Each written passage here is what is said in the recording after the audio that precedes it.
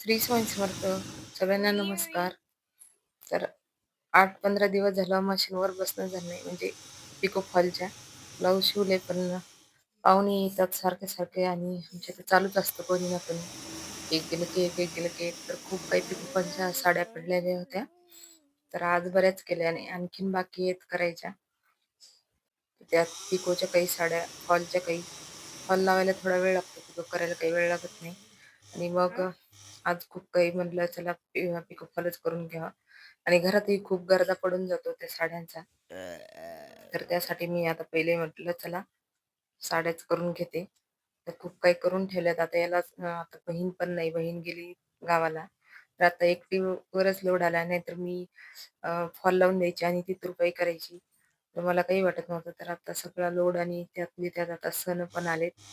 तर मग सण हे पहिलं शिवणं होत नाही की दुसरं येऊन पडतं.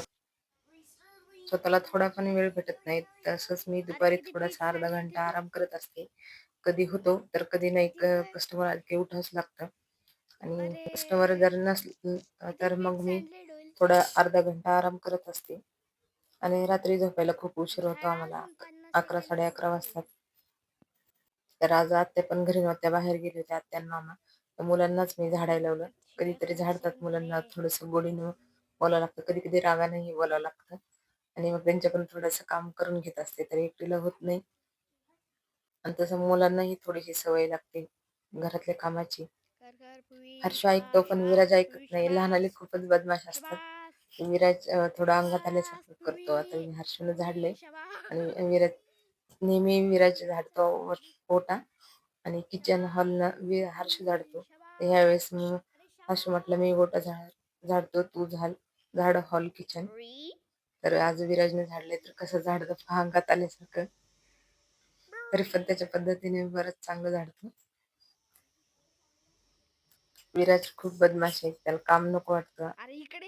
आळसपणा आहे अंगात जास्त. आणि आज दिव्याची अमावस्या होती.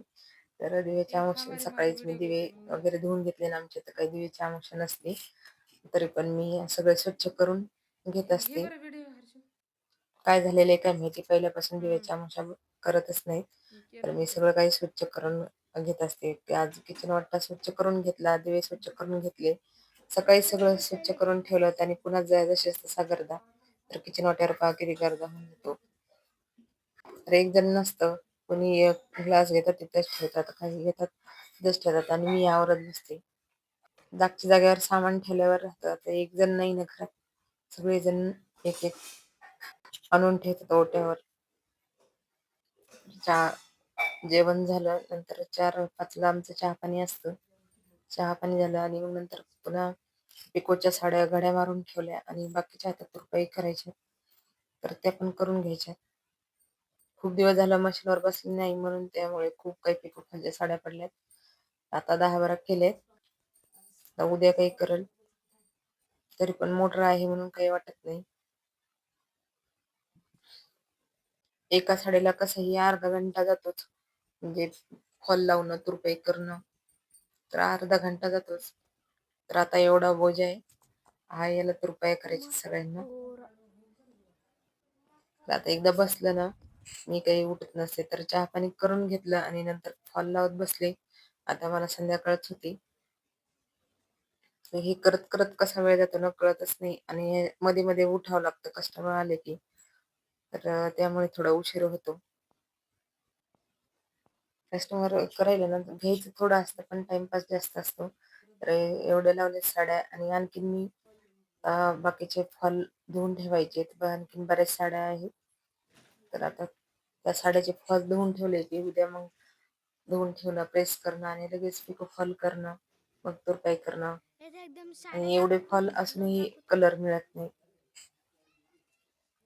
कितीही फॉलचे कलर आणा, कधी-कधी कलरच मिळत नाहीत आणि एवढे कलर वेगवेगळ्या प्रकारचे येतात. तर कळतच नाही कोणता फॉल लावा तर. तर एवढे आहेत. आता मी एवढे फॉल धुवून ठेवायले. आता किती 10 ते 12 फॉल आहेत. एक दिवस फॉल लावण्याचा, एक दिवस ब्लाऊज कट करण्याचा, एक दिवस ब्लाऊज शिवण्याचा आणि कधी कस्टमर असले की दुकान सांभाळण्याचा. असं चालतं. थोडं पण म्हणजे टाईमपास करतच नाही. आता हे फॉल धुवून म्हणजे थोड्या वेळ भिजत घालायचे ते 1-2 घंटे आणि मग नंतर वाळू घालायचे. लगेच पिळून घातले ना खूप कडक होतात. थोडेसे भिजू दिले ना नरम पडतात. त्यामुळे मी ना थोडे भिजू देत असते. आणि मग नंतर फॉल भिजत घातले, हात धुतले, वेणी घातली. आता दिवाबत्तीची वेळ झाली तर दिवाबत्ती करायची आहे. कधी-कधी तर वेणी सुद्धा घालणं होत नाही. सकाळी तसंच मुलांची सकाळी घाई राहते. अंघोळ करणं, देवपूजा करणं आणि सकाळी वेणीच घालणं होत नाही कधी-कधी. आणि कधी-कधी आवरतं आणि कधी-कधी असला वेळ तरी कंटाळा येतो. तर कधी संध्याकाळी पण कधी होत नाही तर एखाद्या वेळेस घालते, नाहीतर नुसते हात धुते. तर दिवाबत्ती केली. कधी आत्या करतात, तर कधी मी करते. मला वेळ असला मी करते. मला वेळ नसला तर आत्या करतात. तर एवढे ब्लाउज कट करून ठेवलेत मी कालच. तर आता हे पण शिवायचे. आता जोडायला पण बहीण गेलेली आहे, तर दुसरीकडे द्यावे लागणार आहे. जोडल्यावर थोडा फरक पडतो आणि थोडं लवकर होतं. नाहीतर एकटीला खूप वेळ लागतो. तर आता हे ब्लाऊज आणि वर्कच्या साड्या असताना फॉल लावता येत नाही. तर हे फॉल बघा पिको फॉलच्या साडी आपलं सॉरी पिको फॉलच्या मशीनवर काही जमत नाही. तर साध्या शिलाई मशीनवरच जमतं. तर कटवर्कची साडी आहे. याला आता फॉल लावून घ्यायचा आहे. असंच चालतं आमचं दिवसभर. तर आता काहीतरी बोलत होत्या की स्वयंपाक करून घे अगोदर, मग नंतर बस शिवत. पण मला द्यायच्या होत्या आणि म्हणून मग शिवत बसले. आत्याला म्हटलं ही साडी द्यायची आहे म्हणून बसले शिवत. नंतर करते स्वयंपाक.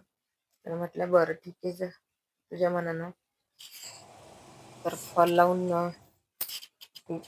घेतला आणि नंतर मला सिरियल बघायची असते सखा माझा पांडुरंग. तर आमची टीव्ही महिना झाला बंद पडली. सेटअप बॉक्स खराब झालाय. तो काही डिशवाला येणं झालंय तर मी शेजारच्या मैत्रिणीकडे टीव्ही बघायला जात असते. फक्त मला सखा माझा पांडुरंग ही सिरियल आवडते, बाकी दुसरी नाही आवडत कोणती. त्यात सखूचं पार्ट खूप चांगले आणि मला ते आवडतं. त्यामुळे मला ती बघावंच वाटते. किती काही कामं असलं तर त्यांच्या घरी जाऊन करते. रिकामं नाही बसत. कधी लसूण सोलत, तर कधी पिको फॉल करत, काजबटन करत, कधी भाजी निवडायची सिरियल बघता-बघता.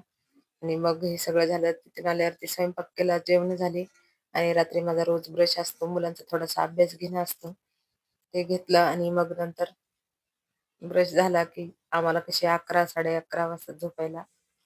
यांना यायला खूप उशीर होतो म्हणून आम्हाला सगळ्यांना झोपायला उशीर होतो. आणि मग आम्ही सगळे जेवून घेतो आणि त्यांचं जेवण बाकी राहतं. आल्यावरती जेवायला वाढणं आणि माझं ब्रश करणं असा होता आजचा दिवस. बाय.